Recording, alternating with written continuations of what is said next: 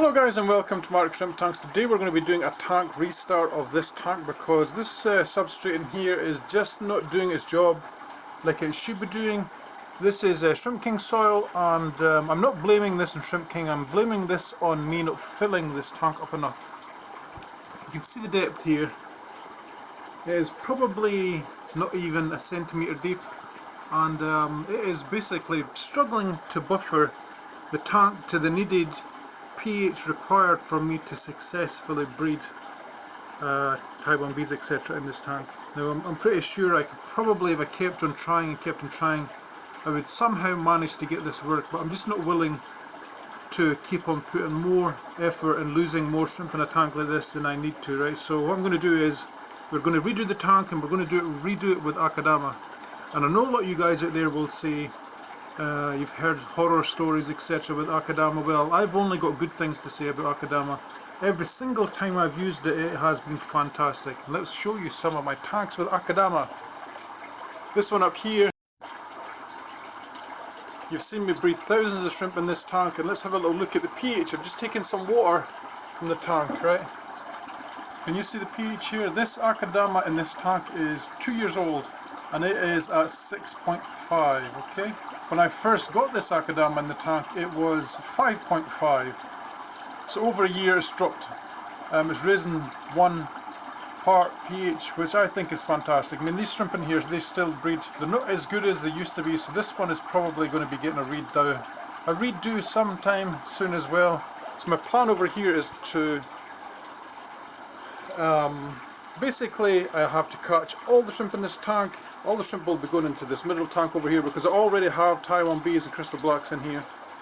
All the little guys in here will be caught. The filters will be staying because I plan to refill this pretty soon as well. I have water up here already. I don't have enough water to fill the tank all the way up, but I have enough water for it to continue to fill up over time if I have this pipe connected to my RO system under here. Okay, so this is what we're going to do today. And then from then on, it will be, hopefully, fingers crossed, we'll see big improvements in the breeding rates of the shrimp, etc. because it worked in this tank. You remember, guys, a few months ago, I used to show you this tank here, and it used to have like thousands of baby crystal red shrimp. This is an Akadama tank as well. And this one over here, you can see all the K14s, etc. on the side. This is also an Akadama tank. Okay, so Akadama does work. We're going to call this the redo with Akadama. How to set up a shrimp tank with Akadama. One momento. Okay guys, so the first thing I want to do here, right, is I want to drain at least some water out of here because we're going to have to put our plants somewhere, okay? And this is a little tip I can give you. If you ever take your plants out, put them in a bucket with some water because quite often you will get baby shrimp stuck in the plant somewhere, okay? So we're going to take our little jug here. We're only going to need probably a few jugs of water, just enough to cover the plants.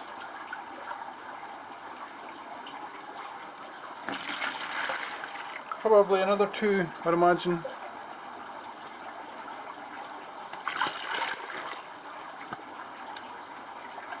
Okay, that's 2, right? And then we're going to grab anything that's loose in the tank that we don't want in there anymore, that we're going to keep basically, right? So we have these floating subwater tank,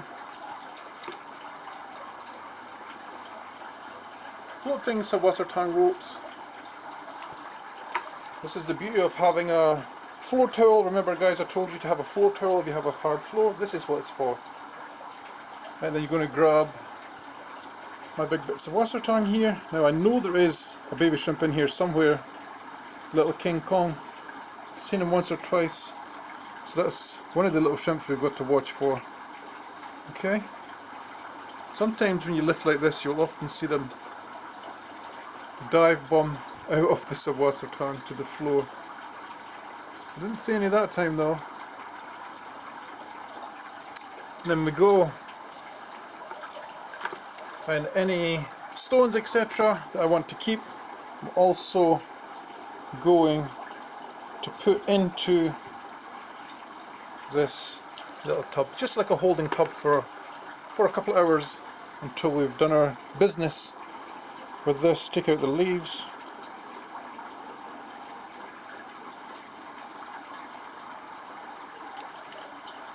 any little stones, rocks. I'm probably not going to reuse this zeolite because a zeolite has a short life in an aquarium. It's only 3 or 4 months once it becomes full.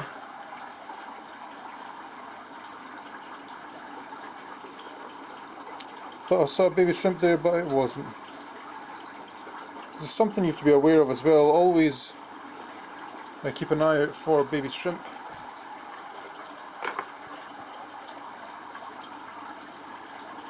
See, I haven't seen that King Kong yet, and there goes my net into the water. My net! Got these little mineral balls out here as well. And then it's a case of catching every shrimp. I'll take the feeding dish out. I'll try and save as many of the snails as I can as well. I know a lot of you guys won't really bother about snails, but I don't like to kill animals for the sake of killing them. Right, so what we have over here is it's a little jug with just enough water in it for the shrimp to sit in just now, okay? And I'm not going to remove the filters out of this tank so they can stay, but I will have to check behind the filters for shrimp because they will often sit behind. When I'm doing this as well, guys, I'm going to just quickly check the shrimp to see if they have eggs. This one does. Alright, and what's good about this is there is only Taiwan bee males in here, so this one will have Michelins. Normally, guys, when I do this as well, I cover the net with my hand to stop the shrimp jumping out because they can jump out onto the floor, okay? What I'll do is I'll just catch one more and then I'll do the rest off camera and then you can join me back in a second, okay? One momento once I've caught all of them. So we have all of the shrimp out of the tank that I could find. I've taken all the sponges off and checked behind them because you will always get the odd shrimp that hides. I will also just make sure I get as most of the snails out, especially the ram's horns, etc., because I like these little guys. I just want to show you the shrimp that I got out of there. Not so many. Nice little baby King Kong in there that I found as well. So they will drip acclimate in here for an hour and a half. You can see I have it dripping probably 2 to 3 drips a second, and they will go in there. In here I already have lots and lots of little King Kongs, etc. So this tank is suitable for them. For now, this shouldn't take more than 3 or 4 days for me to fully get this finished, because my plan is to put the Akadama in, fill it up with water. And the problem with Akadama that everybody always has is it has a very high CC exchange rate, okay? Which means it absorbs a lot of the things you put in. A lot of the salts, for example, where are my salts? Up here, will be absorbed by the Akadama. Okay, and this is a process that might take a few days. Normally when you cycle a tank it takes weeks, but because we are using all these sponges that are all cycled, they all will be full of bacteria, the time is cut down a lot. Before we go on to the next step, I want to show you the soil. This is Bonsai Earth, top quality, hard Akadama. If you ever get Akadama, it's important that it says hard Akadama. This is the new type as well. That is the 3-line, made in Ibaraka, Japan. I've had the Ibaraka bonsai soil before, and I've also had the 2-stripe double red line soil as well. So this stuff looks pretty good.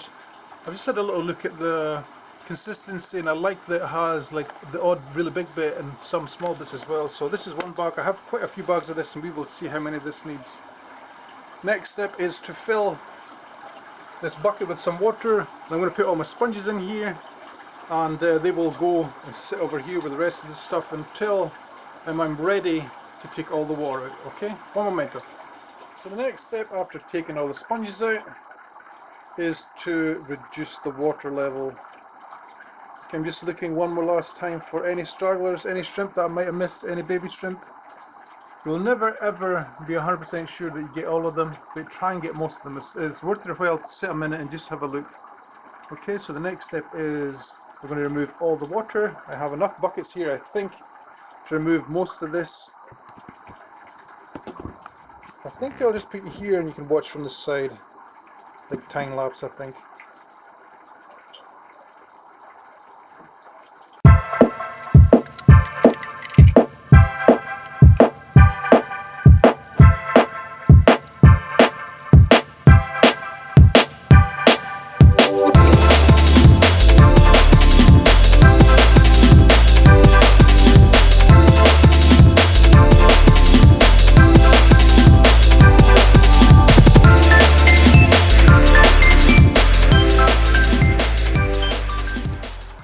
Okay, so that's most of the water out of the tank. What we're going to do now is I'm quickly going to scan the tank for any ram's horn, snails, etc. that might be in here. I'm going to save as much of them as I can because I really don't like killing little things. So we're going to save as many of the ram's horn snails, and I can see there's quite a few Malaysian trumpet snails in here as well. They will all be getting saved, and then the next step is removing the soil, which is always the worst part ever.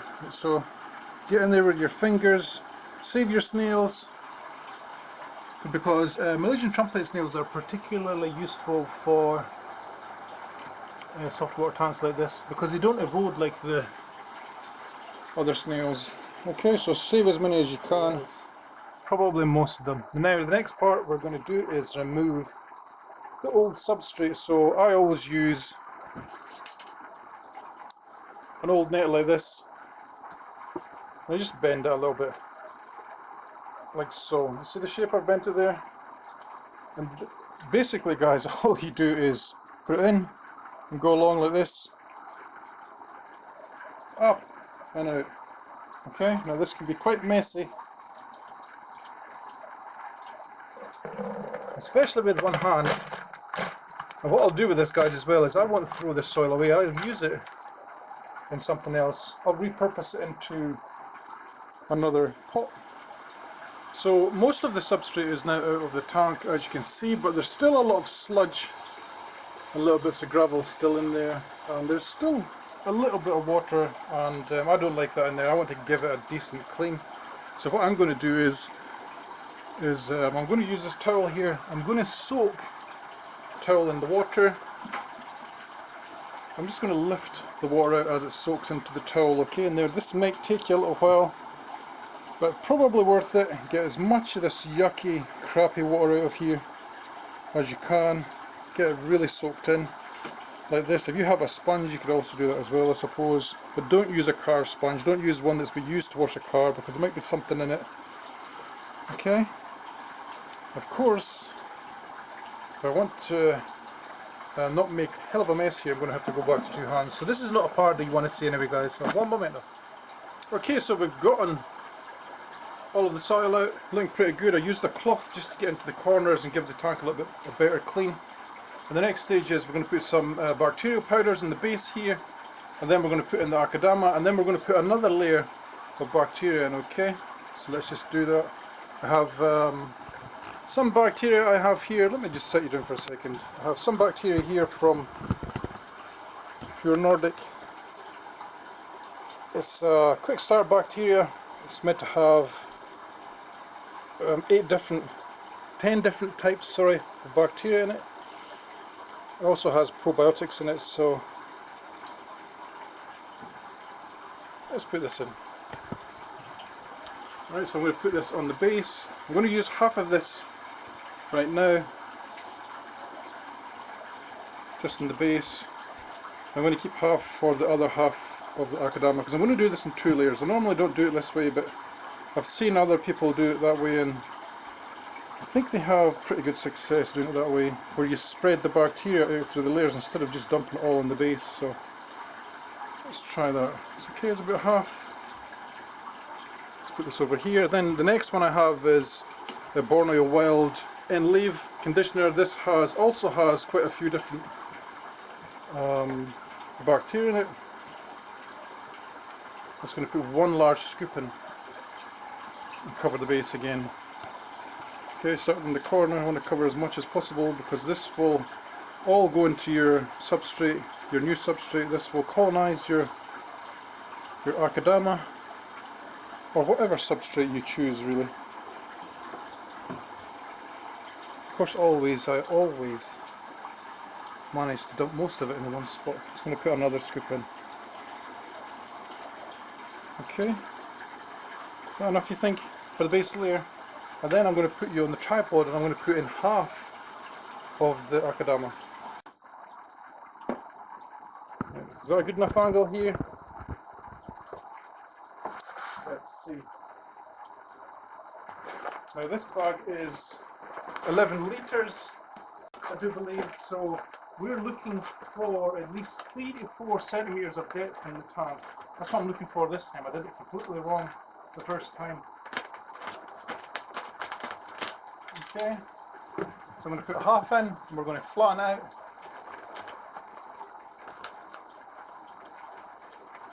Without knocking the plants over.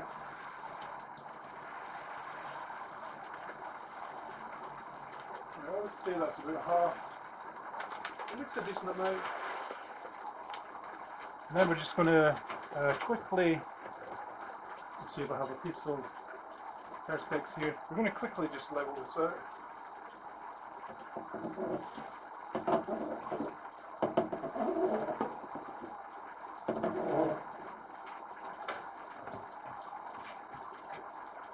Okay, so already the amount I've put in just now is more than the amount I put in before in the last one. Okay.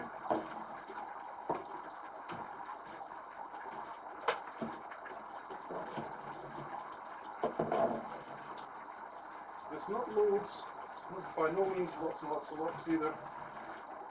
Alright, let's see. And then we're going to add another scoop of Borneo Wild.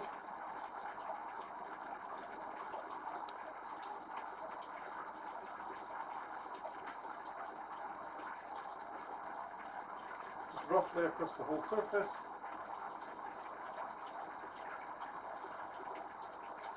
And then we're going to put in the rest of the Pure Nordic probiotics.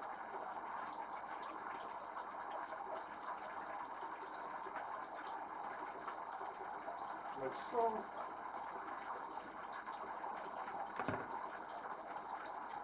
I think what we're also going to do is we're going to add some clay. My morellonite clay, you see me use this all the time. I can find the packet that is opened. 1 second, guys. I normally always have a packet here, and I do. Alright, so we have my morellonite clay. Morellonite clay. I know I always say it wrong.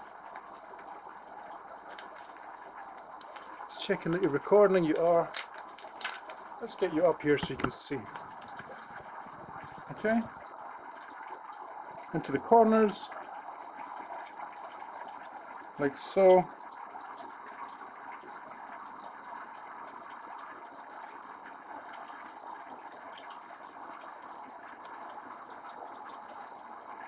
A little bit everywhere.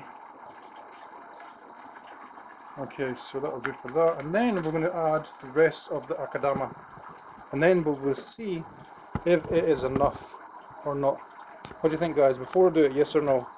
It kind of looks iffy. We shall see.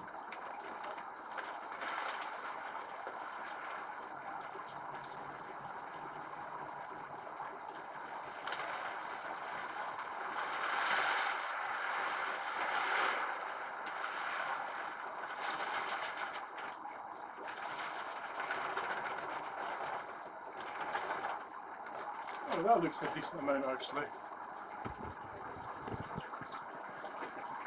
Doesn't it? It looks a decent amount.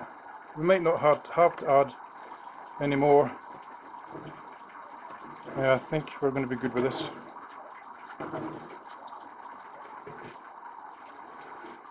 I do have quite a few more bags of this, so it's no big deal. I have to add a little bit more.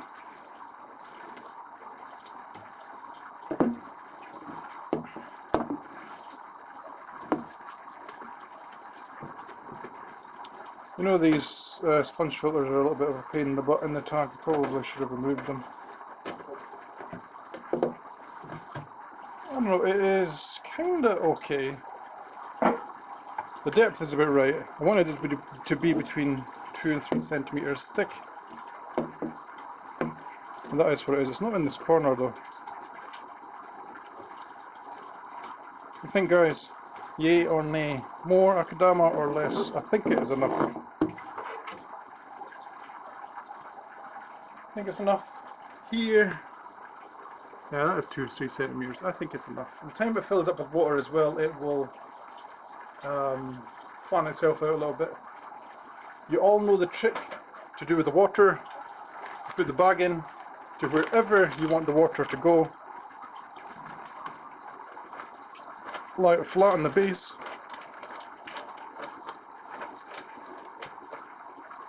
I'm going to hang my RO water filler off here, and it will drip over here somewhere, and it will fill the tank at least half full. So we are now filling the tank.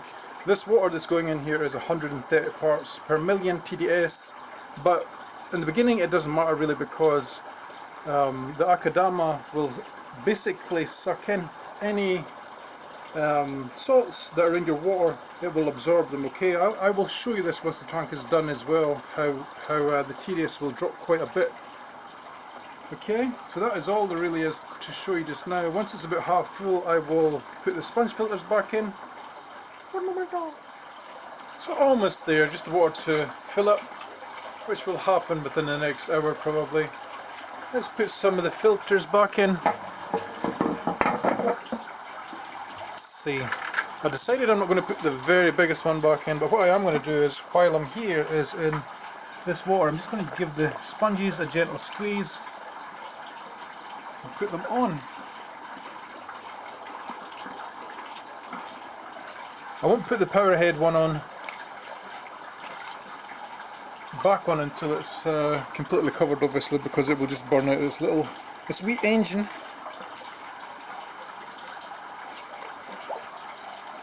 Let's see. Still not so bad. It's good when you do this, if you do the power heads, not the power head, the sponges, if you do them in like one week and then the one the next week, when you do your water change basically. So 1 week I'll do this one, and then the next week I'll do this one. The water's high enough now anyway that it won't really matter if the sponges are a little bit out of the water, because of capillary action. The water will just flow up into the sponge. Capiche? The most exciting part, cleaning the sponges. I was thinking about the layout of this tank. What will I do? I quite like the idea of having the saltwater tang as a centerpiece in it. So let's have a look how that's going to look. I think. Let's have a look how that's going to look. How much sense did that just make? Alright, how many more? It can only be like 3 more. The reason as well, guys, why I'm going for the overkill with sponges, because you can't really overfilter a tank when you have lots of sponge filters. Right, because it's like it's basically the gentlest filtration you will ever use. Of course, that is why it's so popular with us. And I like to have all of mine slightly slanted out the way. It makes it much easier, because this gap from here to here is less than the gap from the middle of the sponge to the outside of the sponge. Last one, this is the mini one.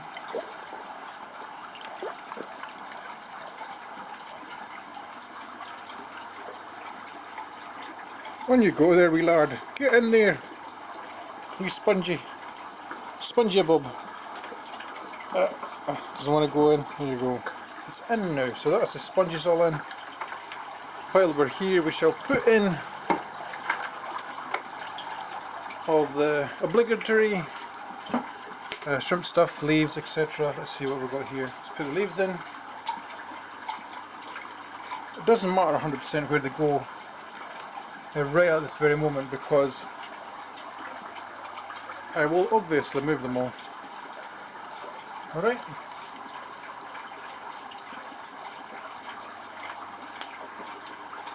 Now there's one other thing, guys, I wanted to talk to you about while we're here, and that is the bacteria you saw me using before.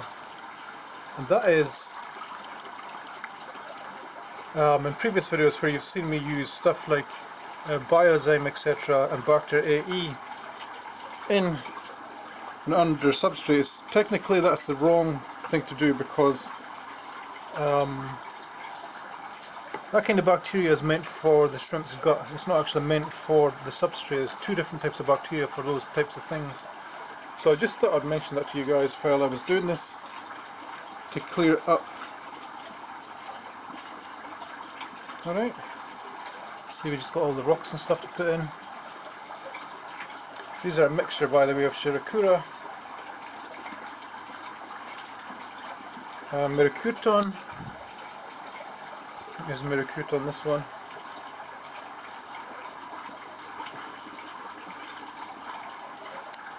I have a mixture of bentonite as well. This stuff here is softer. You see me marking it with my nail there. It's bentonite clay. Some mineral balls. This one's from Pure Nordic. These are these little dome plant holders. I have my saltwater tang on this just to try, see if it will grow out of it. I think it will, so. I also have them in the store, by the way, if you're ever interested in that kind of thing. And all the little bits of tourmaline balls, etc. All good for mineral content back in the tank. Just spread them out.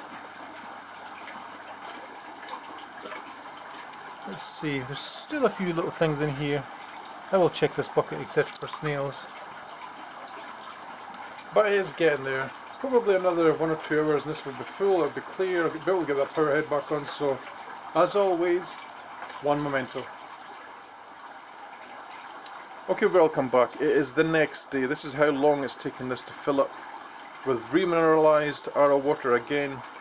And I'm going to show you guys the TDS right now, because it's important that you understand that when you restart a tank, just because you make the TDS 150, for an example, it doesn't mean the next day it's going to be 150, because there is a cationic exchange event happening in the substrate. I explained this to you guys before in previous videos, and let's just show you.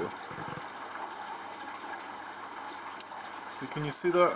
It was 130 yesterday, and now it's 108. So the soil is basically sucking in any, I think it's ions, any free positive ions that are in the water are being sucked in and attracted to the negative ions that's in the soil. And this is how a lot of people run into problems later on in life, as well as later on in life in the shrimp tank. I mean, it's when the soil loses its cationic exchange abilities, and then it starts to release everything that is sucked in and stored previously. Okay, that's how I understand how it works. And this is when typically you will start to see pH rises, TDS will rise, because it's starting to release everything that is sucked in and stored before. Okay, so this tank is almost done.